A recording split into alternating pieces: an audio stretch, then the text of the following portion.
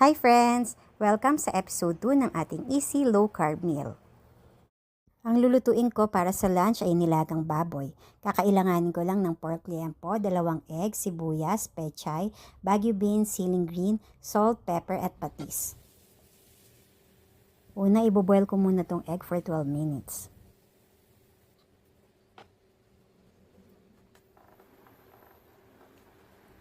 Habang nag-aantay sa egg, ihiwain ko na tong lahat ng gulay.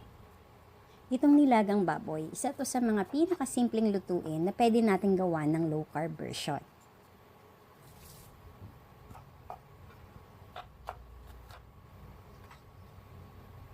Konti lang yung niluluto ko sa lunch kasi 2 lang naman kami ng anak ko nakakain. Itong patatas na to para to sa kanya kasi hindi naman yan low carb. So kahit pag naluto na yung nilaga mamaya, hindi na lang kukuha ng patatas. Simpleng lutuin lang din yung mga madalas kong lutuin, yung mga madali lang na mahanap ng mga ingredients. Basta't sinisigurado ko lang na pasok siya sa low carb.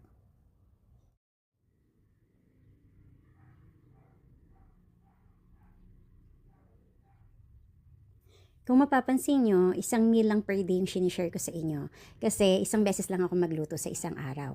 Madalas kung ano yung lunch ko, yun na rin yung pang dinner ko. Binubukod ko lang siya.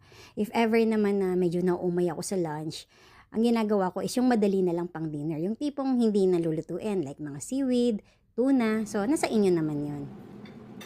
Halos lahat naman tayo marunong na magluto ng nilaga. So, same lang din naman to. Nagpakulo na ako ng baboy for 15 minutes.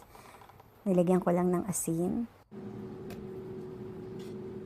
Tapos hahanguin ko na to. Yung unang sabaw is tinatapon ko kasi para mawala lahat ng mga dumi ng baboy. And then papalitan ko lang to ng bagong tubig.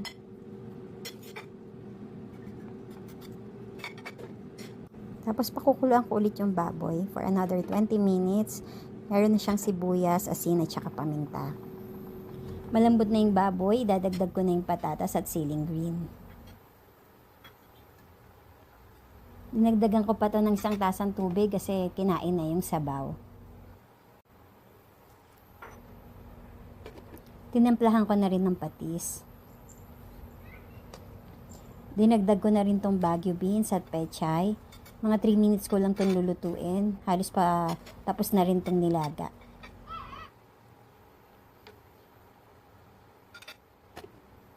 Ayan, luto na ang aking lunch.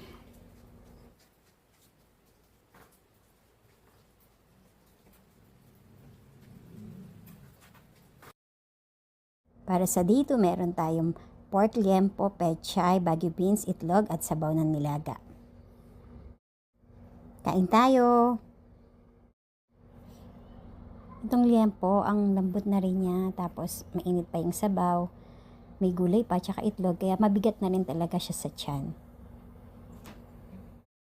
Pag ganito yung lunch ko, usually hindi na ako mag-snack nito kasi busog na ako nito hanggang mamaya.